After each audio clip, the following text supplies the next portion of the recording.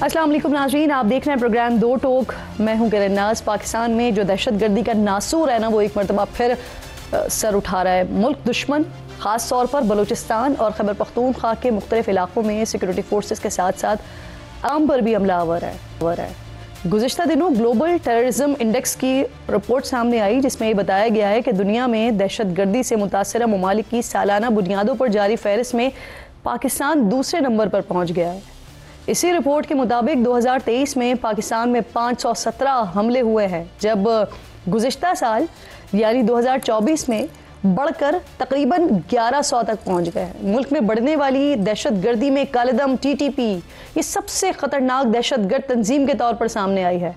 जबकि इसी रिपोर्ट के मुताबिक अफ़गानिस्तान में तालिबान के दोबारा इक़्तिदार में आने के बाद दहशतगर्दों को सरहद पार महफूज पनागाहें मैसर आ गई हैं, जिसकी वजह से पाकिस्तान खुसूसन खैबर पख्तूनख्वा और बलूचिस्तान में जो हमले हैं वो बड़ी तेज़ी से बढ़ रहे हैं।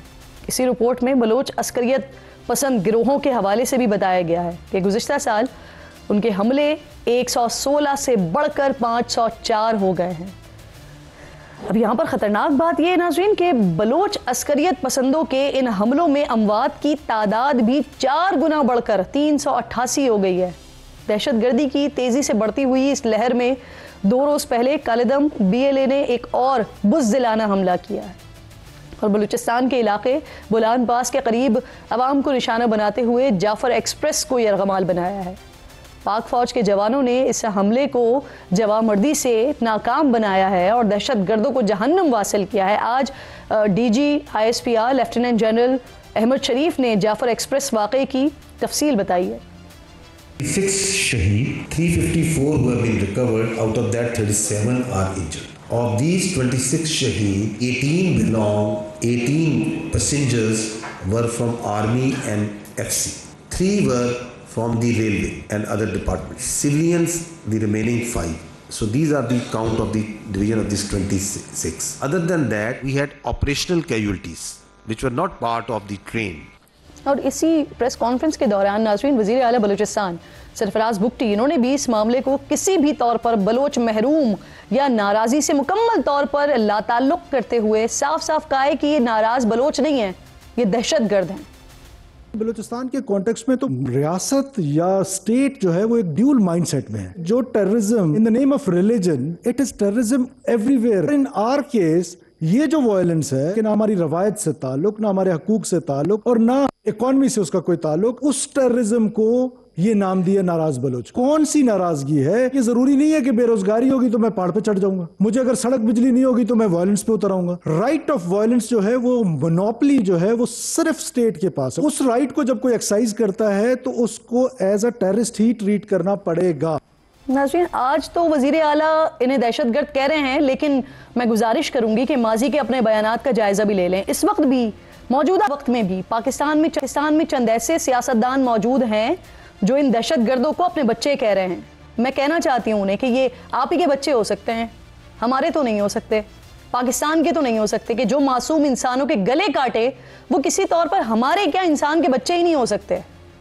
पाकिस्तान दहशतगर्दी से मुतासरा ममालिक में सबसे ज़्यादा मुतासर ममालिक की सर फहरिस्त रहा है। यहाँ पर हमारे मुल्क ने इस जंग में जानी और माली तौर पर हर तरह का भारी नुकसान उठाया है।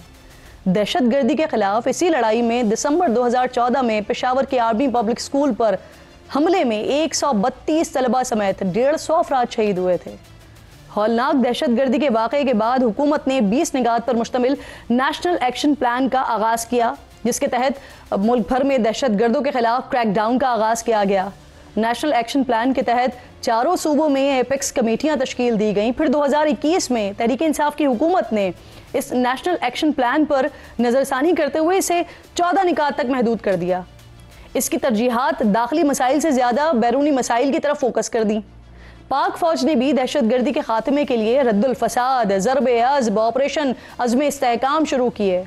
पिछले साल हुकूमत ने बढ़ती दहशतगर्दी के बाद एक मरतबा फिर इस नेशनल एक्शन प्लान पर नज़रसानी का इंदिया दिया। आज प्रेस कॉन्फ्रेंस में DG ISPR ने भी नेशनल एक्शन प्लान की तरफ तमाम स्टेक होल्डर्स की तवज्जो मबजूल कराते हुए कहा कि नेशनल एक्शन प्लान के 14 निकात पर काम करेंगे तो ही दहशतगर्दी का खात्मा होगा। गर्दी के खिलाफ पूरी कौम ने लड़ना होता है। 2014 के बाद एक तमाम कंसेंसस बना था थ्रू नेशनल एक्शन प्लान, जिसमें तमाम पॉलिटिकल पार्टीज और स्टेक होल्डर्स ने बैठ के फिर पिछली जो हुकूमत थी उसने उसको एक रिव्यू किया और रिवाइज नेशनल एक्शन प्लान, जिसमें 14 निकात। All stake holders are of this opinion कि ये 14 काम करेंगे तो दहशतगर्दी का खात्मा होगा। दहशतगर्दी क्यों बढ़ रही है, तो I think need to see where we stand on those 14 points. इसमें से जो एक point which is the kinetic, I can tell you where what we are doing. अच्छा नाज़रीन, इसी नेशनल एक्शन प्लान का जिक्र कल कौमी असम्बली में chairman Bilawal Bhutto peoples party के चेयरमैन उन्होंने भी किया, जिनका कहना था कि दुश्मन ना इत्तेफाकी से फ़ायदा उठा रहे हैं। वज़ीर आज़म नेशनल एक्शन प्लान 2 बनाए। पाकिस्तान में दहशतगर्दी का मसला है। दहशतगर्दी की वजह से हमने बहुत नुकसान उठाया है, इस मुल्क ने बहुत नुकसान उठाया है। वजीर आजम नवाज शरीफ था जब हमने पहली बार नेशनल एक्शन प्लान बनाया।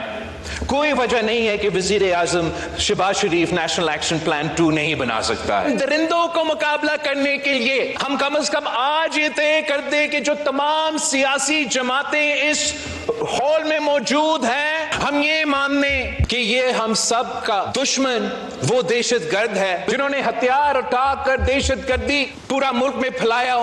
नाज़रीन, जो $1 मिलियन सवाल है ना, वो ये है कि नेशनल एक्शन प्लान मौजूद है, अमल क्यों नहीं हो रहा, इस पर रुकावट आ कहाँ पर रही है। दूसरी तरफ वज़ीर आज़म ने मौजूदा हालात को देखते हुए APC बुलाने का ऐलान किया, जिसमें तहरीक इंसाफ ने गैर मशरूत शमूलियत का फैसला किया है, जो कि एक अच्छा साइन है। लेकिन फिर यहाँ पर सवाल ये भी है कि क्या वजह है कि अब तक इमरान खान ने ट्रेन हमले की मजम्मत नहीं की है। इन्हीं तमाम सवालात पर बात करने के लिए प्रोग्राम में आज मेरे इंतहाई मोअज़्ज़ज़ मेहमानों में राना एहसान अफजल साहब ज्वाइन करेंगे, सेनेटर हुमायूं मेमन साहब ज्वाइन करेंगे, शाहिद खाकान अब्बासी साहब साथ मौजूद होंगे। लेकिन आप तीनों मेहमानों की इजाज़त से मैं ज़रा बात करना चाह रही हूँ। परमजीत सिंह मुझे प्रोग्राम में ज्वाइन कर रहे हैं, जो कि रहनुमा हैं सिख फॉर जस्टिस के। बहुत शुक्रिया आपका सर, आप प्रोग्राम में आए, उसके लिए मैं शुक्रगुजार हूँ आपकी। आपको प्रोग्राम में लेने का असल मकसद बेसिकली ये है कि आपका जो स्टेटमेंट आपकी तरफ से आया है वो बड़ा इंपॉर्टेंट है। दहशतगर्दी बलूचिस्तान में हुई, आपकी तरफ से स्टेटमेंट आता है कि ट्रेन हमले में भारतीय खुफिया एजेंसी रॉ इन्वॉल्व है। यही मौकफ पाकिस्तान का भी, आपके पास डिटेल्स क्या है सर? दस देना चाहना है कि सिक्स फॉर जस्टिस ਦੇ ਉੱਤੇ ਜਿਹੜਾ ਆ ਆਲਰੇਡੀ ਜਿਹੜਾ ਹੈ ਇੰਡੀਆ ਦੀ ਰॉ ਜਿਹੜੀ ਆ ਉਹ ਅਟੈਕ ਕਰ ਚੁੱਕੀ ਹੈ ਤੇ ਸਿਕਸ ਫॉर ਜਸਟਿਸ ਦੇ ਕੋਆਰਡੀਨੇਟਰ ਮਿਸਟਰ ਹਰਦੀਪ ਸਿੰਘ ਨਿੱਜਰ ਨੂੰ ਕੈਨੇਡਾ ਦੇ ਵਿੱਚ ਜਿਹੜਾ ਆ ਉਹ ਇੰਡੀਆ ਦੀ ਏਜੰਸੀ ਨੇ ਕਤਲ ਕੀਤਾ ਔਰ ਉਸ ਦੇ ਸੰਦਰਭ ਦੇ ਵਿੱਚ ਉੱਥੇ 4 ਬੰਦੇ ਵੀ ਕੈਨੇਡਾ 'ਚ ਫੜੇ ਗਏ ਆ। ਉਸ ਤੋਂ ਬਾਅਦ ਗੁਰਪਤਵੰਤ ਸਿੰਘ ਪੰਨੂ ਜਿਹੜੇ ਸਿਕਸ ਫॉर ਜਸਟਿਸ ਦੇ ਹੈਡ ਨੇ, ਉਹਨਾਂ ਦੇ ਉੱਤੇ ਵੀ ਜਿਹੜਾ ਆ ਹਮਲਾ ਕਰਨ ਦੀ ਕੋਸ਼ਿਸ਼ ਕੀਤੀ ਗਈ ਤੇ ਉਹ ਬੰਦੇ ਵੀ ਜਿਹੜੇ ਆ ਫੜੇ ਗਏ ਤੇ ਉਹ ਵੀ ਇੰਡੀਅਨਸ ਨਿਕਲੇ ਤੇ ਉਹ ਕੈਨੇਡਾ ਦੀ ਕੋਰਟ ਦੇ ਵਿੱਚ ਵੀ ਕੇਸ ਚੱਲ ਰਿਹਾ ਤੇ ਅਮਰੀਕਾ ਦੇ ਵਿੱਚ ਵੀ ਕੇਸ ਚੱਲ ਰਿਹਾ ਤੇ ਇਹ ਸਭ ਨੂੰ ਪਤਾ ਹੈ ਕਿ ਟ੍ਰਾਂਸਨੈਸ਼ਨਲ ਰਿਪਰੈਸ਼ਨ ਦਾ ਜਿਹੜਾ ਇਸ ਵਕਤ ਰੌਲਾ ਚੱਲ ਰਿਹਾ ਇੰਡੀਆ ਦੇ ਉੱਤੇ। ਇੰਡੀਆ ਦੇ ਵਿੱਚ ਇੰਡੀਆ ਦਾ ਮੀਡੀਆ ਤੇ ਇੰਡੀਆ ਦੇ ਬਹੁਤ ਯੂਟਿਊਬਰਸ ਹੈਗੇ ਆ, ਈਵਨ ਕੁਛ ਐਸੇ ਹੈਗੇ ਆ ਫੌਜੀ ਜਿਹੜੇ ਐਡਮਿਟ ਕਰ ਰਹੇ ਆ ਕਿ ਹਾਂ ਇਹ ਹਮਲੇ ਜਿਹੜੇ ਆ। ਸੋ ਇਹਦੇ ਵਿੱਚ ਜਿਹੜੀ ਹੈ वो इन्वॉल्व है कि जो पाकिस्तान ਦੇ ਵਿੱਚ ਹੋਇਆ ਤਾਂ ਹੀ इसके बयान। सर, आप लोगों की तरफ से जो स्टेटमेंट आया है ना वो बड़ा हॉरिबल है। आप कह रहे हैं कि अगर भारत का एहतसाब नहीं किया गया, इसको नहीं रोका गया तो अगला हमला और भी ज्यादा मासूमों की जाने लेगा। तो ये स्टेटमेंट मौजूदा हालात और वाकयात को और भारत की तारीख को देखते हुए दिया है या कोई इंफॉर्मेशन मौजूद है आप लोगों के पास? देखो इसਦੇ ਵਿੱਚ ਇਨਫੋਰਮੇਸ਼ਨ ਸ਼ਾਮਿਲ ਹੈਗੀ ਆ। ਇਨਫੋਰਮੇਸ਼ਨ ਸ਼ਾਮਿਲ ਇਦਾਂ ਹੈਗੀ ਆ ਕਿ ਤੁਸੀਂ ਯੂਕੇ ਦੇ ਵਿੱਚ ਰॉ ਦੇ ਜਿਹੜੇ ਹੈਡ ਆਫਿਸ ਬੰਦ ਕਰ ਦਿੱਤੇ ਗਏ ਆ, ਕੈਨੇਡਾ ਦੇ ਵਿੱਚ ਰॉ ਦੇ ਹੈਡ ਆਫਿਸ ਬੰਦ ਕਰ ਦਿੱਤੇ ਗਏ ਆ, ਅਮਰੀਕਾ ਦੇ ਵਿੱਚ ਰॉ ਦੇ ਹੈਡ ਆਫਿਸ ਬੰਦ ਕਰ ਦਿੱਤੇ ਗਏ ਆ, ਜਰਮਨੀ ਦੇ ਵਿੱਚ ਜਿਹੜੇ ਆ ਰॉ ਦੇ ਜਿਹੜੇ ਏਜੰਟ ਆ ਉਹ ਫੜੇ ਗਏ। ਸੋ ਤੁਸੀਂ ਆਪਣੇ ਆਪ ਸੋਚ ਸਕਦੇ ਹੋ ਕਿ ਰॉ ਕਿੰਨੀ ਐਕਟਿਵ ਹੈਗੀ ਹੈ ਇਹਨਾਂ ਚੀਜ਼ਾਂ ਦੇ ਵਿੱਚ ਇਸ ਵਕਤ ਕਿ ਕਿਸੇ ਵੀ ਤਰ੍ਹਾਂ ਜਿਹੜਾ ਸਿੱਖਾਂ ਦੇ ਉੱਤੇ ਇਹ ਕਤਲੋਗਾਰਤ ਤੇ ਜ਼ੁਲਮ ਜਿਹੜਾ ਚੱਲਦਾ ਰਹੇ। तो किसी भी तरह सिखां दी आवाज़ जिहड़ी आ ਉਹ ਬੰਦ ਕਰਨ ਵਾਸਤੇ ਤੇ ਦੂਜੇ ਪਾਸੇ ਤੁਸੀਂ ਪਾਕਿਸਤਾਨ ਦੇ ਵਿੱਚ ਆਲਰੇਡੀ ਦੇਖ ਰਹੇ ਹੋ ਕਿ ਕਿਸ ਤਰ੍ਹਾਂ ਪਾਕਿਸਤਾਨ ਦੇ ਵਿੱਚ ਉਹ ਕਿੰਨੇ ਹੀ ਬੰਦੇ ਜਿਹੜੇ ਆ ਕਤਲ ਹੋਏ ਆ ਤੇ ਸੈਕੰਡਲੀ ਗੱਲ ਇਹ ਉਹਨਾਂ ਨੇ ਐਡਮਿਟ ਕੀਤਾ ਹੋਇਆ ਪਾਕਿਸਤਾਨ ਦੇ ਵਿੱਚ ਬੰਦੇ ਮਾਰਨ ਤੋਂ ਬਾਅਦ ਉਹ ਐਡਮਿਟ ਕਰਦੇ ਆ ਕਿ ਕਿਹੜੀ उन्होंने जो एडमिट कर लिया फिर अपन केड़ा एविडेंस चाहिए। सर जैसे जैसे कि आप कह रहे हैं ना, पाकिस्तान ने भी कई बार दुनिया को बताया है कि भारत किस तरह से दहशतगर्दी में इन्वॉल्व है। आप गुज़िश्ता साल जो कैनेडियन वजीर आजम हैं, उन्होंने भी खालिस्तान तहरीक के जो हामी हैं हरदीप सिंह निज्जर, उनके कत्ल की इंडियन साजिश में इंडियन शहरी को गिरफ्तार किया।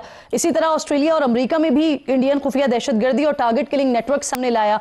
किस तरह मोदी सरकार को कटहरे में लाया जा सकता है सर, कैसे लाएं? देखो ਅਸੀਂ ਤਾਂ ਆਲਰੇਡੀ ਕਚਹਿਰੇ 'ਚ ਖੜੇ ਕੀਤੇ ਹੋਏ ਆ। ਕੈਨੇਡਾ ਦੇ ਵਿੱਚ ਤੁਹਾਨੂੰ ਦੱਸਿਆ ਕਿ ਬੰਦੇ ਫੜੇ ਹੋਏ ਆ, ਅਮਰੀਕਾ ਦੇ ਵਿੱਚ ਬੰਦੇ ਫੜੇ ਹੋਏ ਆ, ਯੂਕੇ ਦੇ ਵਿੱਚ ਮੈਂ ਆਪ ਹੈਗਾ ਆ ਜਿਹਦੇ ਉੱਤੇ 2 ਵਾਰ ਅਟੈਕ ਹੋਇਆ ਯੂਕੇ ਦੇ ਵਿੱਚ। ਤੋ ਯੂਕੇ ਦੇ ਵਿੱਚ ਜਿਹੜੀ ਆ ਉਹ ਇਨਵੈਸਟੀਗੇਸ਼ਨ ਚੱਲ ਰਹੀ ਹੈ। ਤੋ ਅਸੀਂ ਤਾਂ ਕਟਹਿਰੇ ਦੇ ਵਿੱਚ ਆਲਰੇਡੀ ਖੜੇ ਕੀਤੇ ਹੋਏ ਆ। ਅਸੀਂ ਤਾਂ ਉਹਨਾਂ ਨੂੰ ਦੁਨੀਆ ਦੇ ਵਿੱਚ ਜਿੱਥੇ ਵੀ ਜਾਂਦੇ ਆ ਅਸੀਂ ਉਹਨਾਂ ਦੇ ਪਿੱਛੇ ਹੁੰਦੇ ਆ ਤੇ ਅਸੀਂ ਉਹਨਾਂ ਦੇ ਐਕਸਪੋਜ਼ ਕਰਦੇ ਆ, सारी दुनिया ਨੂੰ ਦੱਸਦੇ ਆ ਦੇ ਵਿੱਚ ਕੀ ਚੱਲ ਰਿਹਾ, हिंदुस्तान की गवर्नमेंट कर की रही। सर मुझे बताइए, भारत के अंदर इस वक्त क्या सूरत हाल है? कश्मीरियों को रोजाना शहीद किया जा रहा है, लेकिन जो तहरीक है, तहरीक आज़ादी, वो अब भी जारी है। खालिस्तान तहरीक और दीगर जो मामलात हैं, वहां पर क्या सूरत हाल है भारत की? देखो हिंदुस्तान की सूरत हाल यह है कि हिंदुस्तान नू साडे कोल सिखां दे कोल मुल्क नहीं हैगा, साडे कोल तंजीमां आ ते साडे कोल जज्बा आ। ਅਸੀਂ ਆਪਣੇ ਜਜ਼ਬੇ ਦੇ ਨਾਲ ਹਿੰਦੁਸਤਾਨ ਨੂੰ ਸਾਰੀ ਦੁਨੀਆ 'ਚ ਐਕਸਪੋਜ਼ ਕੀਤਾ ਤੇ ਉਹਨਾਂ ਦੇ ਹੱਥ ਖੜੇ ਕਰਾਏ ਹੋਏ ਆ। ਸੋ ਸਾਡੀਆਂ ਮਿੰਨਤਾਂ ਕਰਦੇ ਆ ਹਿੰਦੁਸਤਾਨ ਵਾਲੇ ਕਿ ਤੁਸੀਂ ਸਾਡੇ ਖਿਲਾਫ ਇਸ ਤਰ੍ਹਾਂ ਰੋਸ਼ ਮੁਜ਼ਾਹਰੇ ਜਿਹੜੇ ਆ ਨਾ ਕਰਿਆ ਕਰੋ। ਬਟ ਅਸੀਂ ਜਿਹੜੀ ਤੁਸੀਂ ਗੱਲ ਕਸ਼ਮੀਰ ਦੀ ਗੱਲ ਕਰ ਰਹੇ ਆ ਕਿ ਕਸ਼ਮੀਰ ਦੇ ਵਿੱਚ ਜਿਹੜੀ ਕਤਲੋਗਾਰਤ ਇਹਨਾਂ ਨੇ ਕੀਤੀ ਹੈ, ਇਹ ਕੋਈ ਪਹਿਲੀ ਵਾਰ ਥੋੜੀ ਹੈ। ਸਿੱਖਾਂ ਦੇ 1,50,000 ਨੌਜਵਾਨ ਜਿਹੜੇ ਬੱਚੇ ਆ ਇਹਨਾਂ ਨੇ ਮਾਰ ਕੇ ਸੜਕਾਂ ਦੇ ਉੱਤੇ ਸਿੱਟੇ ਆ। 2002 ਦੇ ਵਿੱਚ ਤੁਸੀਂ ਮੁਸਲਿਮ ਦੀ ਜਿਹੜੀ ਆ ਜੈਨੋਸਾਈਡ ਜਿਹੜੀ ਆ ਉਹ ਗੁਜਰਾਤ ਦੇਖ ਚੁੱਕੇ ਹੋ। 1984 ਦੇ ਵਿੱਚ ਸਿੱਖਾਂ ਦੀ ਜੈਨੋਸਾਈਡ ਤੁਸੀਂ ਦੇਖ ਚੁੱਕੇ ਹੋ। ਕਸ਼ਮੀਰ ਦੇ ਵਿੱਚ ਛੋਟੇ ਛੋਟੇ ਬੱਚਿਆਂ ਦੇ ਰੇਪ ਤੁਸੀਂ ਦੇਖ ਚੁੱਕੇ ਹੋ। ਇਹਨਾਂ ਲੋਕਾਂ ਦੀ ਮਾਨਸਿਕਤਾ ਕੀ ਹੈ, ਇਹਨਾਂ ਲੋਕਾਂ ਦੇ ਦਿਮਾਗ ਦੇ ਵਿੱਚ ਚੱਲ ਕੀ ਰਿਹਾ, ਤੁਸੀਂ ਆਪਣੇ ਆਪ ਤੋਂ ਸਮਝਦੇ ਹੋ। ਮਤਲਬ ਕਿ ਇਹ ਚੀਜ਼ਾਂ ਤਾਂ ਹੈਪਨ ਹੋ ਚੁੱਕੀਆਂ ਆ। और उस तो मोर ओवर जी है, उस तो ज्यादा गल है कि उन्होंने मिलिटरी वाले जोड़े तुम देखा होगा वो ये गल कह रहे हैं कि अंडरवर्ल्ड को पैसे दो, जोड़े दूजे लोग हैं उन्होंने पैसे दो तो इन्हों मरवाओ। तो उन्होंने पाकिस्तान के शरेआम बंदे मरवाए।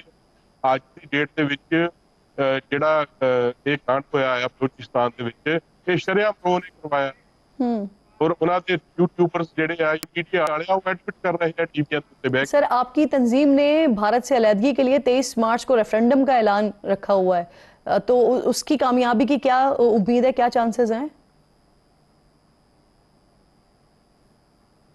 देखो सानू कामयाबी की बिल्कुल उम्मीद हैगी है। 23 मार्च ਨੂੰ ਲਾਸ ਐਂਜਲਸ ਦੇ ਵਿੱਚ ਜਿਹੜੀ ਆ ਵੋਟਿੰਗ ਹੋਣ ਜਾ ਰਹੀ ਹੈ। ਤੁਸੀਂ ਦੇਖਿਆ ਕਿ ਲੱਖਾਂ ਦੇ ਵਿੱਚ ਪੰਜਾਬ ਦੇ ਜਿਹੜੇ ਲੋਕ ਆ अपने घरों चो निकल के वोटिंग करते हैं। वोटिंग चलती नूं तकरीबन 3 साल हो चुके हैं, 4था साल चल रहा है।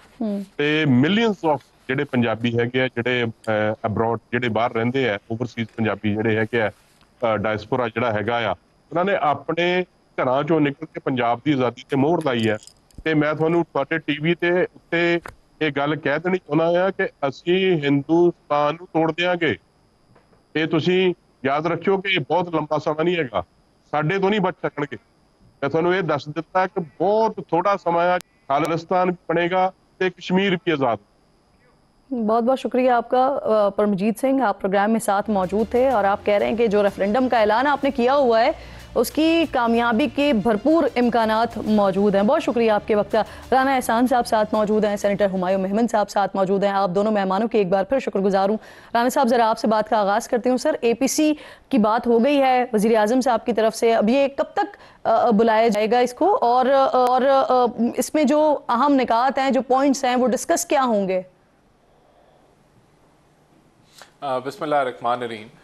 देखें APC जल्द बुला ली जाएगी। प्राइम मिनिस्टर ने इसका ख़ुद कल जब वो कोयटा का विज़िट कर रहे थे तो इसकी जो है इसके बनाने की और इसकी ज़रूरत समझी है कि हमें जो है दोबारा मिल के बैठने की ज़रूरत है। और देखें एजेंडा तो तय है, वो जो 14 नुकात जिसमें काइनेटिक और नॉन काइनेटिक हैं, उसमें बलूचिस्तान रिकन्सिलिएशन भी है, उसमें फॉलो अप है केसेस का जो काउंटर टेररिज्म के हैं, उसमें CTDs के फ़ाल होने की बात है, मदरसास की रजिस्ट्रेशन की बात है, बलूचिस्तान की रिकन्सिलिएशन की बात है और दीगर नुकात हैं।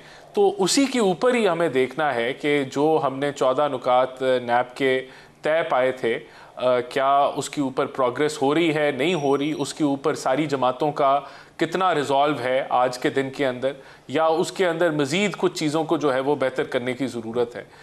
तो ये सारे वो चीज़ें हैं जो डिस्कस होनी चाहिए। देखिए, उससे बढ़ के मैं समझता हूँ कि बलूचिस्तान हो, KPK हो, इधर हमें सियासी पॉइंट स्कोरिंग नहीं करनी चाहिए और इस सीरियस मामले के ऊपर हमें जोड़ने की बात करनी चाहिए। हमें असल जो लूप होल्स हैं उनको आइडेंटिफाई करने की ज़रूरत है। देखें, दहशतगर्दी आपके बॉर्डर और आप कंट्रोल से दुरुस्त कह रहे हैं, ये संजीदगी की ज़रूरत सबको है। सर मुझे ये फरमाइए, राना साहब ये फरमाइएगा कि क्या इस APC के लिए ये इम्कान कहीं भी मौजूद है कि इमरान खान को इसमें शिरकत के लिए जेल से लाया जाए? देखें, ऑल पार्टीज कॉन्फ्रेंस है।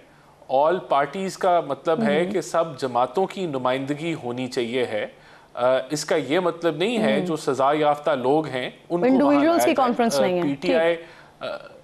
PTI जो है ये ऑल लीडर्स कॉन्फ्रेंस नहीं, ऑल पार्टीज कॉन्फ्रेंस है। और मेरे ख्याल से ये इसको जो प्रोपोगेट कर रहे हैं लोग, वो भी सियासत चमका रहे हैं और वो भी इसको एक APC बनाने से पहले एक नए तनाज़े का रंग दे रहे हैं, जो कि शो करता है कि उनकी seriousness. Make sense sir, all parties conference, तमाम पार्टीज की नुमाइंदगी इसमें होनी चाहिए और PTI की तरफ से गैर मशरूत शिरकत की बातें भी आ रही हैं सामने। तो मेहमद साहब जरा सर इस बात का जवाब दे दीजिएगा कि ये जो आप लोगों की तरफ से APC में शिरकत का ऐलान किया गया है, ये गैर मशरूत है या खान साहब की रिहाई या उसमें मौजूदगी इसमें शर्त के तौर पर शामिल है? क्योंकि दोनों तरह के स्टेटमेंट्स PTI की तरफ से आ रहे हैं, इसलिए मैं क्लैरिटी के लिए आपसे सवाल कर रही हूँ। बिस्मिल्लाहिर्रहमानिर्रहीम, इय्याका नअबुदु व इय्याका नस्तईन। देखिए, इस तरह है किरण जी के इमरान खान ने बहुत पहले कहा था कि अगर कोई एक्स्ट्रा ऑर्डिनरी सर्कमस्टांसेस आती हैं in the name of Pakistan, we are all there for Pakistan. इसमें कोई शक नहीं है। अब सवाल ये आ जाता है कि इसके अंदर बैठना किसको चाहिए, किसको नहीं बैठना चाहिए। देखिए, एक बात याद रखें, ये कोई छोटी मोटी बात नहीं हो रही। ये पाकिस्तान की बका या पाकिस्तान की सलामती का एक प्रॉब्लम है जिसके लिए इम्पोर्टेंट डिसीजंस लेने होंगे। ऑब्वियसली ये डिसीजंस जो होते हैं ना, ये हाईएस्ट लेवल पे होते हैं। इसमें नॉर्मली जो होता है, सारे जो जमातों के वो लोग बैठे होते हैं जो डिसीजन मेकर्स हैं। मैं या राना साहब, हम लोग नहीं बैठे होंगे। We are not the decision makers, ठीक है। वो लोग बैठेंगे जो डिसीजन ले सकते हैं। अब उसके लिए एक नेचुरल, मेरी नज़र में, मैं यू कैन से कि आई एम बायस्ड, लेकिन मेरी नज़र में एक शख्स है जिसको पाकिस्तान की जो सबसे बड़ी जमात का लीडर है और उसको पाकिस्तान की सबसे बड़ी पॉपुलेशन फॉलो करती है। अगर वो कुछ कह देता है, लोग उसकी बात मानते हैं, एज अपोज टू मेरी या गौहर साहब की या किसी और की इमरान खान की बात मानी जाती है, ठीक है। सो मेरे लिहाज से एक अक्ल या एक शऊर ये कहती है कि उस बंदे को लाके बिठाओ ताकि जो डिसीजंस हो वो उस लिहाज से हो। ये जो 14 पॉइंट्स हैं, ये वही पॉइंट्स हैं जो 2021 में रिवाइज किए गए थे। और एक बात याद रखें, ठीक है, ये वो 14 पॉइंट्स है कि जिसके ऊपर जब पाकिस्तान तहरीक इंसाफ की गवर्नमेंट जिस चीज़ों के ऊपर एक्ट कर रही थी, इस दौरान में हम लोगों ने पाकिस्तान पीपल्स पार्टी की तरह कभी विकी लीक्स की तरह ये नहीं कहा कि आप लोग ड्रोन हमले करते रहो, हम लोग नहीं करेंगे। हमने एक ड्रोन हमला नहीं होने दिया। जब एक ड्रोन हमला नहीं हुआ तो आपने देखा इस दौरान में सबसे कम टेररिस्ट अटैक हुए थे। और यही वजह थी कि उस जमाने में Pakistan was among the top 10 destinations आ गई थी बनिस्बत इसके कि टॉप 2 टेररिस्ट। इससे पहले कि मैं आपको मैं इस बात पे आपसे सवाल करूं, मैं आपकी बात से जो बात समझ सकी हूं, जी जी, मैं आपकी क्योंकि हम काफ़ी आगे बढ़ जाएंगे, आपने जो बीच में एक बात कर दी है ना कि खान साहब क्योंकि पॉपुलर लीडर है, अवाम उनकी बात सुनती है, तो उनका यहाँ पर होना ज़रूरी है। तो मैं आपकी बात से क्या ये समझ पाई हूँ कि इस वक्त पाकिस्तान तहरीक इंसाफ में कोई भी ऐसा केपेबल लीडर मौजूद नहीं है, या बैरिस्टर गौहर साहब अगर APC में बैठते हैं और अगर वो किसी फैसले की हिमायत कर देते हैं तो क्या खान साहब इस चीज़ का साथ नहीं देंगे? क्या ये PTI के अंदर खौफ मौजूद है? क्या ये डर मौजूद है कि जिसकी वजह से आप चाह रहे हैं कि इमरान खान साहब बजाते खुद ही आए, वो ही APS को आकर जो है वो चेयर कर रहे हो या वही साथ बैठ रहे हो PTI की तरफ से? देखिए, इस तरह है कि अगर आप कहते हैं कि ठीक है कामरान मुर्तज़ा साहब JUI की तरफ से बैठेंगे, मौलाना साहब नहीं बैठेंगे, क्योंकि कामरान साहब वो डिसीजन नहीं ले सकते जो मौलाना साहब ले सकते हैं, तो फिर हम कामरान साहब को क्रिटिसाइज कर सकते हैं। आप कह सकते हैं कि सर उनकी और आपकी सिचुएशन में फर्क ये है ना, आपका लीडर इस वक्त जेल में है, उनके लीडर आजाद है। देखिए ना, सुन ले, बात आजादी और जेल की नहीं है, बात इस वक्त है कि इस इशू की है कि इस इशू में किस लेवल की लीडरशिप बैठना चाहिए। अगर हमने पाकिस्तान के लिहाज से करना है तो हम लोगों ने लोगों को कहां से ला के उनके अंगूठे लगवा, फिर उसके लिए सब दरखास्त देनी पड़ेगी ना, पैरोल पर रिहाई निकलवा दी है। तो क्या खान साहब दरखास्त देंगे? देखिए अगर आपने देखिए सुने, it is up to the government to decide, अगर मुझे मौका दे उनको हाउ सीरियस आर दे कि ये वाकई कुछ करना चाहते हैं इस मुल्क के लिए या नहीं करना चाहते हैं, और या फिर आप मुझे ये बता दें ना, पैरोल पे रिहाई के लिए खान साहब दरखास्त देंगे या नहीं, फिर मैं राणा साहब से जवाब लूंगी। मेरे लिहाज से मैं इमरान खान की जगह मैं कभी दरखास्त नहीं दूंगा, मैं कभी नहीं दूंगा। अगर इनको जरूरत है और ये समझते हैं कि इस मुल्क के लिए ये चीज इंपॉर्टेंट है, ये इनको करना चाहिए। ठीक, बिल्कुल ठीक। खैर इस जरूरत की बात तो आप लोग कर रहे हैं ना, हुकूमत की तरफ से तो ऐसी कोई जरूरत के बारे में नहीं बताया गया। हुकूमत तो यही कह रही है कि पार्टीज की जो है नुमाइंदगी होगी और वो PTI की नुमाइंदगी होगी। जी राना साहब, आप जवाब देना चाह रहे थे सर गालिबन उस बात का कि वो कह रहे थे कि उनके दौरे हुकूमत में एक भी अटैक या एक भी इस तरह की सिचुएशन नहीं हुई पाकिस्तान में। देखें, सबसे पहली बात तो ये, पाकिस्तान ने हर फोरम पे ड्रोन अटैक्स को प्रोटेस्ट किया और अमेरिकन पॉलिसी इसके ऊपर चेंज हुई, और ये 2017 के इख्तिताम से लेके 2018 तक अमेरिकन ने अपनी पॉलिसी ड्रोन के हवाले से चेंज कर ली थी। ये सरासर झूठ है कि खान साहब ने ड्रोन के हमले जो है वो बंद कराए। अच्छा, अगर 2017-18 में चेंज हो गई थी तो अच्छा, एक मिनट, अब मुझे जरा मुकम्मल कर लेने दें। 18 में भी हो रहे थे, मेमन साहब बड़े आराम से आपकी बात सुन रहे थे। मैं आपसे रिक्वेस्ट करूंगी राना साहब अपना कंप्लीट कर लें, फिर उसके बाद आप जरूर जवाब दीजिएगा, पहले उनको कंप्लीट कर दें। जी राना साहब। नंबर एक तो मैंने कहा ये मैं फैक्ट क्लियर कर दूं। दूसरी बात, ये जो इनकी डिमांड है ये सरासर ब्लैकमेल है। ये पाकिस्तान के मफादात को यरगमाल बना के ब्लैकमेलिंग कर रहे हैं। खान साहब करप्शन के ऊपर कन्विक्टेड हैं, और ये ऑल पार्टीज कॉन्फ्रेंस का मतलब है कि सब जमातों को जो है उनकी रिप्रेजेंटेशन होनी चाहिए है और इस मामले पे कंसेंसस होना चाहिए। अब ये अपनी वही के खान को लेके आए, ये वो शराइत हैं जिस तरह पहले हम IMF को ख़त लिख देंगे, हम अपनी ये आगे जो है वो 10 चीज़ें ले आते हैं, ये नहीं होगा तो हम ये नहीं करेंगे। आप मुल्क को यरगमाल नहीं बना सकते। आपकी ये जो शर्त है मैं इसको रद्द करता हूं। मेरी लीडरशिप तो बिल्कुल लाउड एंड क्लियर नो है। इट इज एब्सोल्युटली, ये एक गलत डिमांड है इनकी। ये APC को सियासत का रंग दे रहे हैं, ये इसको एक पॉलिटिकल रंग दे रहे हैं, ये फितना फैला रहे हैं। ये आज भी और इस दहशतगर्दी को भी ये एक जो है वो गनीमत समझ के जो है अपनी सियासत चमकाने की मुहिम चला रहे हैं, और मैं इसको शर्मनाक और अफसोसनाक मुहिम कहता हूं। आपकी पूरी जमात है, आपके चेयरमैन हैं, आपके पास बहुत सारे डिसीजन मेकर्स हैं। आप APC को इस तरह ब्लैकमेल नहीं कर सकते कि हम जी खान साहब से मशवरा करेंगे फिर हम बताएंगे। अगर आपकी यही जमात है तो इसको बंद कर दें कि आपके पास उसके अलावा कोई और अहल बंदा नहीं है जो इस जमात के ऊपर फैसले करे। लेकिन एक फैक्ट सर मैं भी बता देती हूँ। आपने कहा 2017-18 में अमेरिका ने अपनी ड्रोन के हवाले से पॉलिसी को चेंज कर लिया था, तो सर 2017 में भी 7 से 8 जो है वो ड्रोन अटैक्स हुआ, और 2018 में भी इक्का दुक्का रिपोर्ट हुए हैं। 2019 के बाद फिर ये सिलसिला बिल्कुल रुक गया था। तो वो पॉलिसी चेंज था, डोनाल्ड ट्रंप आया, उसने उस पॉलिसी को तब्दील किया और वो पॉलिसी शिफ्ट था। और उससे पहले जो पाकिस्तान प्रोटेस्ट करता रहा तो ये ड्रोन की जो तादाद थी ये कम से कम तर होती रही और फिर फाइनली ये पॉलिसी चेंज हो गई।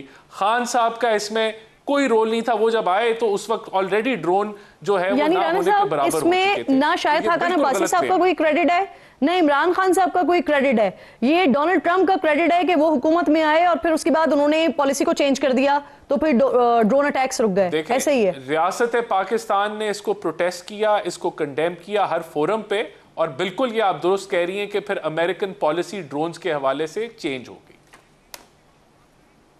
बिल्कुल। आप दोनों मेहमान, मोअज़्ज़िज़ मेहमान मेरे साथ ही मौजूद हैं। एक सवाल और भी फिर यहाँ पर जहन में, जैसे कि अभी मेमन साहब बात करें कि खान साहब ज़रूरत है और उनको लाया जाए, लेकिन अगर वो आ जाते हैं और किसी भी तौर पर ये कॉम्प्रोमाइज़ हो जाता है कि खान साहब को APC के लिए लेकर आ रहे हैं, तो क्या वो आसिफ अली जरदारी साहब के साथ और मियां नवाज शरीफ साहब के साथ बैठ रहे होंगे? इस पर बात करेंगे। ब्रेक लीजिए, ब्रेक के बाद वापस आते हैं।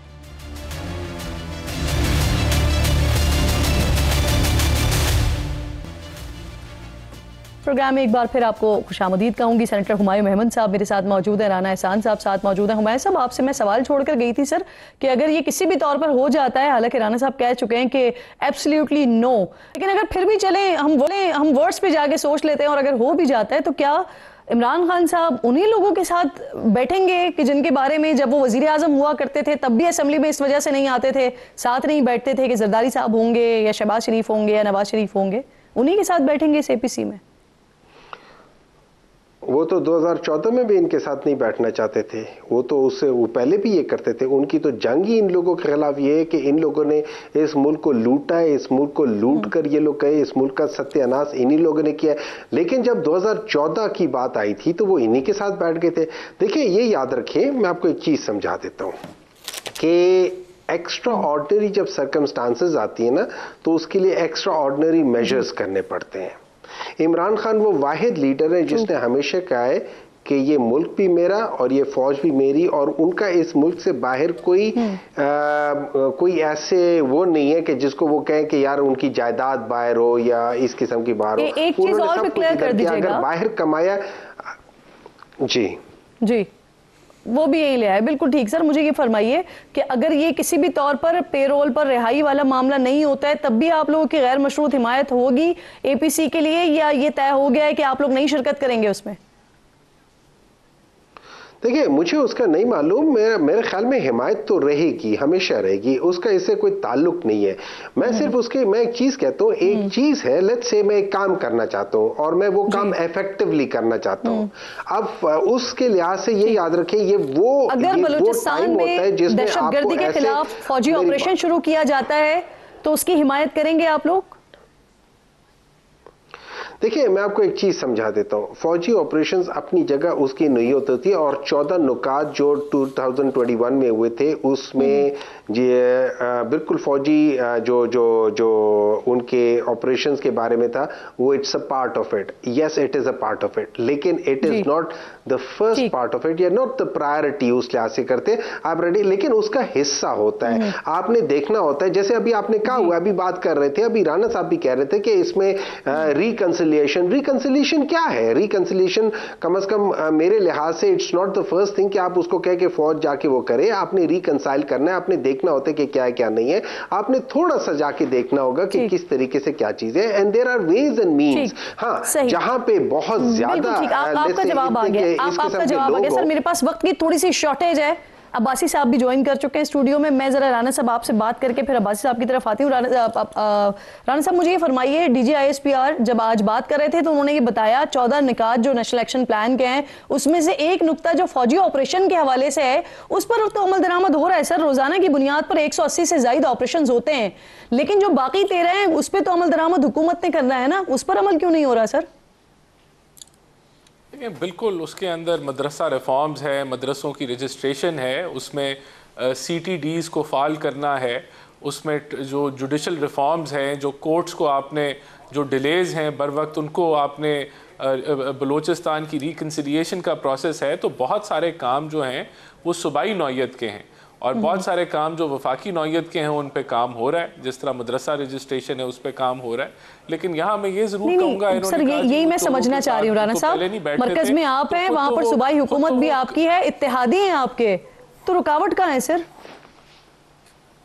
नहीं देखें, ये तो बिल्कुल सूबाई हुकूमतों की जो जिम्मेदारी है वो पूरी होनी चाहिए। अब CTDs जो हैं, चाहे वो KPK में हो, बलूचिस्तान में हो, उनको फ़ाल होना चाहिए और बिल्कुल ये सवाल उठाया जाएगा, वफाक भी उठाएगा और उठाना चाहिए। ये जब तक चीज़ें सिंक्रोनाइज नहीं होंगी, जब तक वफाक और सूबे मिल के काम नहीं करेंगे तो हमें वो नताइज नहीं हासिल होंगे। जब तक लॉ इन्फोर्समेंट आपकी अगर बॉर्डर सिक्योरिटी पे काम हो रहा होगा तो फिर उसी तरह नेशनल एक्शन प्लान पर होना होगा, सर नेशनल एक्शन प्लान पर अमल दरामद मुकम्मल तौर पर नहीं हो रहा। इसमें जो नेग्लिजेंस है, जो नाकामी है, वो सूबाई हुकूमतों की है, वो चाहे KP की सूबाई हुकूमत हो, चाहे बलूचिस्तान की सूबाई हुकूमत हो। तो मेरे ख्याल से बैठने की ज़रूरत है और अपनी अपनी जिम्मेदारी के ऊपर जो है काम करने की ज़रूरत है। तो बिल्कुल APC ही जो है वो वे फॉरवर्ड है और यही तर्ज होना चाहिए। मैं सिर्फ एक कमेंट हुमायूं साहब की बात पे करना चाहता हूँ कि खान साहब आज खुद करप्शन के ऊपर जो है सज़ा उनको हुई है और कोई वो करप्शन जो है वो साबित नहीं कर सके PMLN की अपने 4 साल वो करप्शन जिसके पैसे अभी आप लोग वो स्कूलों पे लगा रहे हैं, सारे स्कूलों पे जो 190 मिलियन पाउंड है, प्रीटी श्योर सर इस वक्त जो सुनने वाले हैं उनके लिए भी इस वक्त इमरान खान या कोई भी और मैटर नहीं करता, उनके लिए मैटर ये करता है कि पाकिस्तान में इस वक्त जो हो रहा है आप ही लोग निकालेंगे जो आप चेहरे बैठे हुए हैं। अब राना साहब मुझे, हाँ जी बिल्कुल ठीक, अब मुझे ये फरमा दीजिए सर कि जो तहरीक इंसाफ की हुकूमत ने TTP की तरह क्या बलोचों के नाम पर जो दहशतगर्दी करने वाले थे उनको भी छोड़ा था अपनी हुकूमत के दौरान? देखें बिल्कुल इन्होंने रीसेटल किया था और इनका ये बयानिया था, इन्होंने ये बयानिया बेचा पूरी कौम के सामने कि दहशतगर्दी सिर्फ इसलिए होती है क्योंकि हम वॉर ऑन टेरर, जो अमेरिका की वॉर ऑन टेरर है, हम उसका हिस्सा हैं और ये हमारे ही लोग हैं जो नाराज़ हुए हैं क्योंकि हम उनका साथ दे रहे हैं, जो कि ऐसा नहीं था। तो सर मुझे क्लियर कीजिएगा, रीसेटल का मतलब क्या है? करेंगे तो क्या जो बलूचिस्तान में दहशतगर्दी कर रहे थे, जो जेलों में थे, उनको छोड़ा गया या बाहर से लाकर उनको बलूचिस्तान में सेटल किया गया? नहीं, वो तो TTP की बात है ना, TTP के लोगों को KPK में सेटल किया गया। बलूचिस्तान के मामला इसलिए तो मैंने पूछा कि क्या उसी तरह से सेम किया गया BLA वालों के साथ भी? नहीं देखें, अब ये हकायक है कि आज अफगानिस्तान की जो सरजमीन है उसमें BLA और जो TTP है उनकी कोलैबोरेशन है और वो आपस में जो है वो मिल के ये काम कर रहे हैं। तो वहाँ भी लिंकेजेस हैं और पीछे से इंडिया इनको स्पॉन्सर कर रहा है।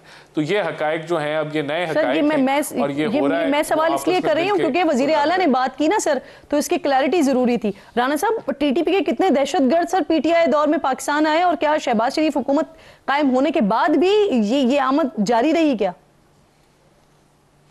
नहीं, तो अफगानिस्तान जो अफगानी नेशनल्स हैं और जो मुख्तलिफ लोग जो रीसेटल हुए उनको तो वापस जो है वो अफगानिस्तान भेजा जा रहा है। तो कोशिश की जा रही है कि उनको जितने भी अफगान नेशनल्स हैं जो कि इलीगली पाकिस्तान में रह रहे हैं उनको वापस भेजा जाए। हमारे दौर में तो ये एफर्ट किया। सर जिन्हें TTP के दहशतगर्द कहा जाता है वो उनमें से कोई भी नहीं आया शहबाज शरीफ साहब के दौर में, सब PTI के दौर में आए?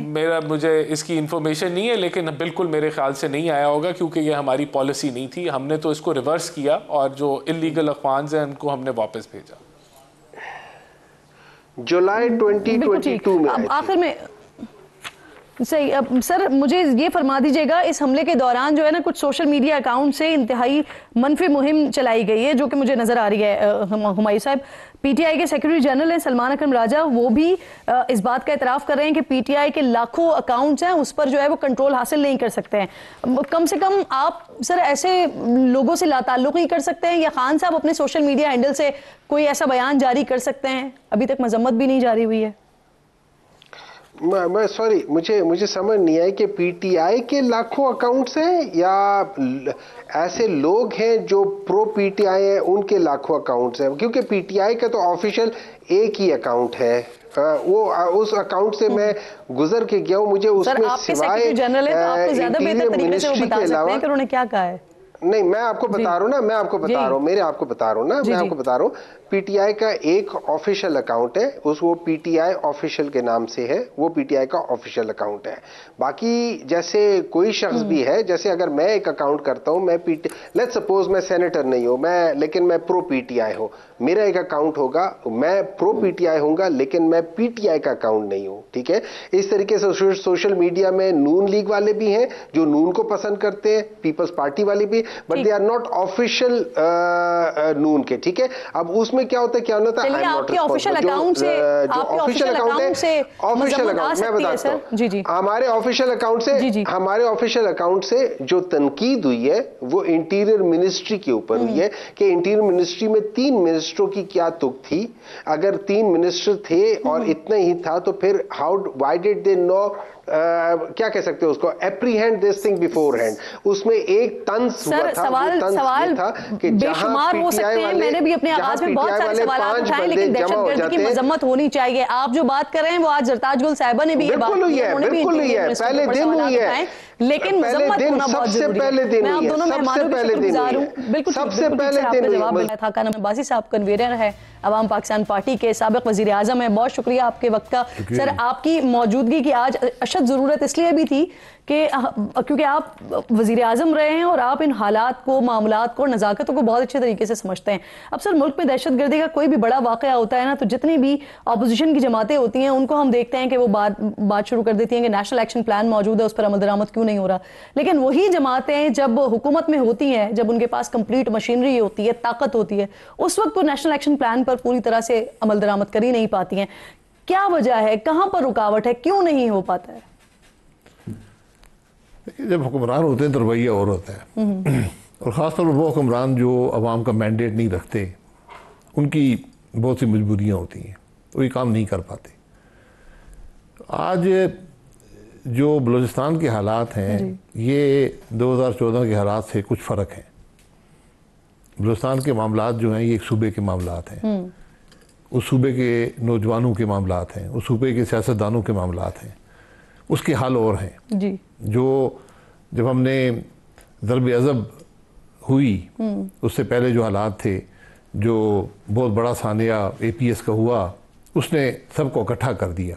लेकिन वहाँ पर आपको एक ग्रोह से आप उनसे नबुर्द आज़मा थे, उनके साथ आपका मामला चलता था। वो दबा के करते थे पूरे पाकिस्तान में, मस्जिदें में महफूज नहीं थी, सुसाइड बॉम्बिंग होती थी, और वो आपकी जो फाटा था उस वक़्त, उसके अंदर बहुत उनका कब्ज़ा हो चुका था। तो उनके ख़िलाफ़ आपने ऑपरेशन किया। बलूचिस्तान की मैंने कहा कि मामला थोड़े से फ़र्क हैं, आपको उसको मुख्तलिफ़ तरीके से देखना पड़ेगा। इसके हल का ज़्यादा हिस्सा जो है वो सियासी है। यहाँ पर आपको फौजकशी से वो लेकिन यही बसा मसला ये ना, यही BLA कराची में और दीगर मकामात पर हमले करती है। चाइनीज़ पर अटैक हुआ, उसमें BLA इन्वॉल्व पाई गई। कराची यूनिवर्सिटी पर अटैक हुआ, उसमें BLA इन्वॉल्व पाई गई। तो ये बाकी जगह पर भी तो कर रहे होते हैं। एयरपोर्ट पर हुआ, वहाँ पर BLA इन्वॉल्व थी। नहीं, BLA तो एक छोटा सा इसमें एलिमेंट है ना। बाकी जो आम आदमी हैं, जो लोग हैं बलूचिस्तान के, उनकी जो सोच है वो अपने आप को हिस्सा, उनको समझते हैं कि हमें इज्जत नहीं मिली। BLA के खिलाफ ऑपरेशन के हामी है बासी साहब जी। BLA के खिलाफ ऑपरेशन करना पड़ेगा। वो तो एक जंगजू ग्रोह है, लेकिन उनके भी पता करें कि क्या उनके मामलात क्या हैं, वो क्या चाहते हैं। वो तो जब आप हथियार उठा लें, हुकूमत के खिलाफ बगावत कर लें, फिर आपको जो पाकिस्तान के दुश्मन होते हैं वो भी आपको सपोर्ट करना शुरू कर देते हैं। फिर आपको हर किस्म की मामलात में फिर डायलॉग्स करें किससे? हरबियार मरी से करें, बराम दाग बुट्टी से करें, किससे करें? देखिए, डायलॉग के लिए सबसे पहले जो आपकी पॉलिटिकल लीडरशिप है उनसे आपको बात करनी पड़ेगी। बलूचिस्तान के अवाम को उनका हक देना पड़ेगा। उनके मुंतखब नुमाइंदे होने चाहिए, असम्बली जो है उनकी मुंतखब शुदा हो, और उनकी बात को सुने कि वो क्या कह रहे हैं। बहुत अरसे से वो बात कर रहे हैं मिसिंग पर्सनस की, हम आज तक कोई माकूल जवाब उसका नहीं दे पाए। अब बस अभी जितनी भी बलूचिस्तान की जमातें हैं ना, पार्टीज हैं, जितने भी लोग हैं इनके और रहनुमा, ये अपने अपने वक्तों में ये ताकत में रहे हैं और यही नारा लगा के आते हैं, बलूचिस्तान का, नाराज बलोचों का नारा लगा के आते हैं, लेकिन ये भी बलूचिस्तान के मसाइल को हल करने में ब्रॉडर पर्सपेक्टिव में नाकाम ही रहे हैं सर। क्योंकि वो उस वक्त वो भी नुमाइंदा नहीं थे, वहाँ पर इलेक्शन नहीं होते, वहाँ पर लिस्टें बनती है, हारे गए जीते का बात ख़त्म हो गई, ये इक़्तिदार में आ जाएगा। ये चीज़ एक हद तक आप लेकर चल सकते हैं, उसके बाद ये ख़राबी पैदा होती है। और ये बात मेंगल साहब भी, चकजई साहब भी, मौलाना फजल रहमान साहब, दीगर लीडर भी बड़े अरसे से कर रहे हैं, 10-15 साल से कर रहे हैं कि हमारा नौजवान आज हमारी बात मानने को तैयार नहीं है। वो कहता है कि मुझे कुछ नहीं मिला वफाक से, मुझे मेरा हिस्सा नहीं मिला, मुझे इज़्ज़त नहीं मिली, मुझे रोज़गार नहीं मिला, मुझे बलूचिस्तान के वसाइल का हिस्सा नहीं मिला। वो अपने आप को माशरे का हिस्सा नहीं समझते। 2013 में, क्योंकि आप ये बात कर रहे हैं ना कि जो भी जिस वक्त में हुकूमत में रहे वो उस वक्त नुमाइंदे नहीं थे, तो डॉक्टर अब्दुल मालिक बलोच वो जब वजीर आला 2013 में रहे, उस वक्त हुकूमत थी आपकी, और उनके लिए ये नारा लगाया गया कि ये वो वाहिद शख्सियत हैं और पहली शख्सियत हैं बलूचिस्तान की जो अवामी नुमाइंदा है, लोकल हैं, अवाम की ताकत से आए हैं। और उसी दौरान फिर ये बरामदा बुगटी और ये हरबियार मरीन से मुज़ाकरात की भी कोशिश की गई, लेकिन वो भी नाकाम हुए। तो फिर जब नुमाइंदा था तो फिर नाकाम क्यों हुए? नुमाइंदा इख्तियार के बगैर था। सही जी, वो भी जानते हैं, आप सब हकीकत जानते हैं कि वहाँ क्या थी, उस हकीकत को बदलना पड़ेगा। वो हकीकत नाकाम हो चुकी है। तो वो मुज़ाकरात का फैसला मियाँ साहब का नहीं था सर? नहीं था। देखिए, कोशिश होती है, सियासी आदमी तो हमेशा जंग आखिरी हरबा होता है। आप इब्तदा जंग से नहीं करते, आप कोशिश करते हैं कि ये मामला सेटल हो जाए। ये जो जिन्होंने आज हथियार उठाए इस मुल्क के शहरी हैं, बाहर से नहीं आए। क्यों मुल्क के खिलाफ हुए? कल नहीं थे, आज क्यों मुल्क के खिलाफ है? कल BLA की क्या हैसियत से आती थी 4-5 साल पहले? चंद अफराद थे, शायद 100 हो, 200 हो, आज वो ज्यादा बड़ी तादाद में क्यों है? तो ये सियासी नाकामी है। सर उस वक्त जिस वक्त की मैं बात करी 2013 की, अब्दुल मालिक बलोच क्या कॉन्क्रीट पोजीशन लेकर आ गए थे मियाँ साहब के पास मुज़ाकरात के हवाले से? मालिक, वो तो एक कोलिशन गवर्नमेंट थी ना, हर एक उसमें शामिल था, हर एक की सुननी पड़ती थी। तो चीफ मिनिस्टर तो अपना काम करता है, लेकिन उसके बाद इख्तियारात नहीं। हमने हमेशा हर चीज़ को सिक्योरिटी के प्रिज्म से देखा है, उसको सिक्योरिटी के एंगल से देखते हैं। सिक्योरिटी क्या है? पॉलिटिकल, ये मामला पॉलिटिकल है, बलूचिस्तान का मसला पॉलिटिकल है, उसको उस पहलू से, उस तरीके से देखें तो आपको हल मिलेगा। सही। सर, वज़ीर आला बलूचिस्तान आज थे DG-ISPR के साथ प्रेस कॉन्फ्रेंस में, और उन्होंने जब बातें की हैं तो कुछ इंकशाफात उनकी तरफ से ये किए गए कि PTI के लोगों को, TTP के लोगों को सिर्फ वापस लाकर नहीं बसाया गया, बल्कि बलूचिस्तान में जो कालेदम जमातें हैं उनके लोगों को भी जेलों से छोड़ा गया। तो बासी साहब, क्या ये वाकई पॉसिबल है कि जेल के अंदर एक दहशतगर्द बैठा हुआ हो और उसे बगैर किसी कार्रवाई, बगैर किसी प्रोसेस के वापस लाया जाए, रीसेटल कर दिया जाए? हमारे मुल्क में हर चीज़ पॉसिबल है। ये भी पॉसिबिलिटी किसने किया है पता कर लें। अगर किसी ने काम किया तो गलत किया है ना, कानून तोड़ा है, कानून तोड़ते हैं तो अब पता कर लें किसने कानून तोड़ा है, उसको सजा दें। हम क्यों घबराते हैं इन बातों से? सही। सर, आपने बलूचिस्तान के मामला से थोड़ा सा आगे बढ़ते हुए मैं पूछना चाह रही हूँ कि ये जो एक तहरीक का आगाज़ पाकिस्तान तहरीक इंसाफ की तरफ से होने की बात हो रही है ईद के बाद, क्या आपने उससे माजरत कर ली है? नहीं, हमारी न कोई उससे ताल्लुक नहीं है। ठीक। अपोजिशन की जो कोशिश है, एक सोच को इकट्ठा करने की कोशिश है जी, कि अपोजिशन का इत्तेफाक हो मुल्क के मामलात पर। अगर PTI तहरीक चलाना चाहती है, उनका एक मकसद है कि इमरान खान साहब जेल से बाहर आ जाए, तो उसके ना हमसे मुशावरत है, ना हमारा उससे कोई ताल्लुक है, ना किसी और जमात का ताल्लुक है। वो एक सियासी जमात है, बड़ी सियासी जमात है, ये उनका हक है कि वो एहतजाज करें, लेकिन एहतजाज भी आइन और कानून के दायरे के अंदर रहकर होना चाहिए। मैं तो इस हद तक कहूँगा, अगर हुकूमत नहीं भी आइन और कानून के दायरे के अंदर रहती, आप उसके अंदर रहें, ये आपकी फतह होगी।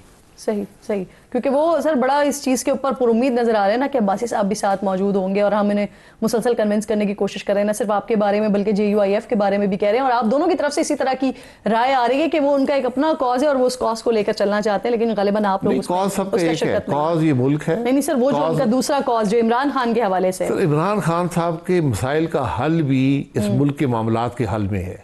ठीक, मुल्क के मामलात हल नहीं होंगे तो उनके मामलात भी हल नहीं होंगे। सही। और ये कोई ऐसी अनोखी बात नहीं है। बाहर आते यहाँ सारे जेल में गए हैं और बाहर आते नजर नहीं आते थे, लेकिन बाहर आ गए। नहीं, लेकिन अभी मौजूदा हालात में नजर आ रहे हैं। देखिए मैं पेशेंट गोइयां कोई नहीं कर सकता, लेकिन सियासी लीडर को सिर्फ आप शिकस्त दे सकते हैं पोलिंग स्टेशन पर, उसके अलावा कोई तरीका नहीं है। सही सर, हम दूसरी तरफ निकल गए। वैसे मुझे याद आया अभी आपके आने से बिल्कुल ही पहले थोड़ी सी बात हो रही थी 2017 के हवाले से, ड्रोन अटैक्स के हवाले से। तो राना एहसान अफजल साहब साथ मौजूद थे, वो कह रहे थे कि 2017 में ट्रंप की पॉलिसीज क्योंकि शिफ्ट हो गई थी, वो चेंज हो गई थी, तो इस वजह से ड्रोन अटैक्स जो है वो रुक गए थे। फिर उसके बाद 2019 के बाद से ऑल द वे हमारे पास ड्रोन अटैक्स नहीं हुए। तो वो उन्होंने बड़ा कैटेगोरिकली कहा क्योंकि आपकी हुकूमत थी, तो ना आपका इसमें कोई क्रेडिट नहीं है, हुकूमत पाकिस्तान का इसमें कोई क्रेडिट नहीं है। तो क्या ट्रंप ने आप लोगों को कन्वे किया था कि अब उनकी पॉलिसी क्योंकि चेंज हो गई है तो ड्रोन अटैक्स जो है वो रोक दिए जाएंगे? हमने कभी इन चीज़ों का क्रेडिट नहीं लिया। ये चीज़ें जरा पेचीदा है जी, इतनी आसान नहीं। नहीं सर, ये आपकी तरफ से कोशिश की गई या वहां से रोका गया? देखें, ये ना हमारी कोशिश है ना उनकी रुकावट है। ठीक, ये जरा कहानी जरा लंबी है और वो बयान नहीं की जा सकती। सही, कुछ मुख्तसर करके बता। नहीं, मुख्तसर नहीं हो सकता। देखिए, ये सिक्योरिटी के इश्यूज हैं, क्योंकि खान साहब जो है ड्रोन हमले जो हैं उनकी अपनी एक हकीकत है, उसको रहने दें। इमरान खान जो है वो इस चीज के ऊपर क्रेडिट लेते हैं कि उन्होंने रुकवाया है, इसमें हकीकत है? सर मैं क्रेडिट नहीं लेता, ये क्रेडिट लेने की बात नहीं है। ड्रोन हमले कौन कर रहा था? जी, अमेरिका। वहां से पूछ के कर रहे थे। उसके आपको फायदे हुए या नुकसान हुए? ऑब्वियसली नुकसान हुए, लोगों की जाने गई। ये पता कर लें। मैं ये कह रहा हूँ, ये मामला थोड़े पेचीदा होते, इतने आसान नहीं होते कि ड्रोन, अमेरिका हमारे कहने में ड्रोन हमले नहीं रोकेगा। उनकी अपनी स्ट्रेटजी होती है। देखिए, वो वक्त अफगानिस्तान में थे ना सर, वो तो नजर आने वाले थे। अब जो फायदे होंगे वो ऑब्वियसली नादीदा होंगे। वो उस वक्त अफगानिस्तान में जंग लड़ रहे थे। उनके तकरीबन मेरे 3000 के करीब फौजी वहां मरे हैं जी, और 15-20 हजार जख्मी हुए हैं। वो आसान जंग नहीं थी उनके लिए, अरबों डॉलर उन्होंने खर्च किया। तो क्रॉस बॉर्डर ये मामलात होते हैं। हमने भी अफगानिस्तान के अंदर जाकर हमला किया है ना। अच्छा, अब्बास साहब मुझे एक लाइन में क्लियर कर दें सर, पीटीआई की गवर्नमेंट ने ड्रोन अटैक्स रुकवाने में यूएसए की गवर्नमेंट से बात की थी? मेरे पास कोई ऐसा सबूत नहीं है की या नहीं की। ये बातचीत रोजमर्रा की बुनियाद पे होती है। जब एक जंग चल रही हो आपके बॉर्डर्स में, जिसके असरात आपके मुल्क के अंदर हो रहे हों, तो बातचीत जारी रहती है। खासकर जब ज़रबे अज़ब भी वहां चल रहा था जी, तो थोड़े पेचीदा मामला। बिल्कुल ठीक। सर अब्बास साहब मुझे फरमाइएगा, पीटीआई से मुंसलिक सोशल मीडिया अकाउंट्स, इसके हवाले से बड़ी बात होती है। इस हमले में उनके किरदार पर भी ऑब्वियसली उंगलियां उठाई जाती हैं। अब खुद पाकिस्तान तहरीक इंसाफ के रहनुमा सलमान अकरम राजा साहब भी इस हवाले से कह रहे हैं कि जो लाखों अकाउंट्स हैं उन पर कंट्रोल नहीं है। तो क्या आप लोगों ने भी इस हवाले से, क्योंकि अब आप लोगों की मीटिंग्स तो हो रही हैं, मुलाकातें तो हो रही हैं, तो क्या आप लोगों ने इनसे बात की है कि बतौर अपोजिशन जमात बात की जाए इस पर? देखिए, अकाउंट्स किसी के कंट्रोल में नहीं होते। पीटीआई का एक बड़ा वसी नेटवर्क है, वो उन अफराद को जानते भी नहीं है जो। लेकिन सर पॉलिसी तो समझ आ रही है। नहीं, मुझे नहीं पता। मैं तो देखें, आप इन चीज़ों को रोक नहीं सकते। मुश्किल ये पैदा हो गई है दुनिया में। अब एक शख्स जो है, अगर वो वसाइल रखता है, उसके पास टेक्नोलॉजी है, वो इल्म रखता है, तो वो हज़ारों लाखों अकाउंट चला सकता है। आप कैसे रोकेंगे? मुल्क में नहीं है, क्या कर लेंगे उसका? इसलिए ये मामला ज़रा फैल गया है। तो अब हम जो मीडिया को कंट्रोल, हकायक को कंट्रोल करने की कोशिश में लगे रहते हैं, ये मुमकिन नहीं रहा। बिल्कुल ठीक, बिल्कुल ठीक। बहुत जब आप हकायक को कंट्रोल करेंगे तो फिर जो झूठ फैलाया जाता है उसकी प्रोपेगेंडा फिर ज्यादा वो वैल्यू उसकी बढ़ जाती है। आप हकायक को पाकिस्तान के अवाम के सामने आने दें। बिल्कुल ठीक, बहुत बहुत शुक्रिया आपका। शाहिद खान अब्बासी साहब मेरे इंतहाई मोअज़्ज़ज़ मेहमान प्रोग्राम में साथ मौजूद थे। हम गुफ्तगू हो रही थी, वक्त खत्म हो गया। इंशाअल्लाह नाज़रीन से मुलाकात होगी कल। अपना और अपने मुल्क का खास ख्याल रखिए। फ़लस्तीन को अपनी दुआओं में याद रखिए। अल्लाह ने के बाद।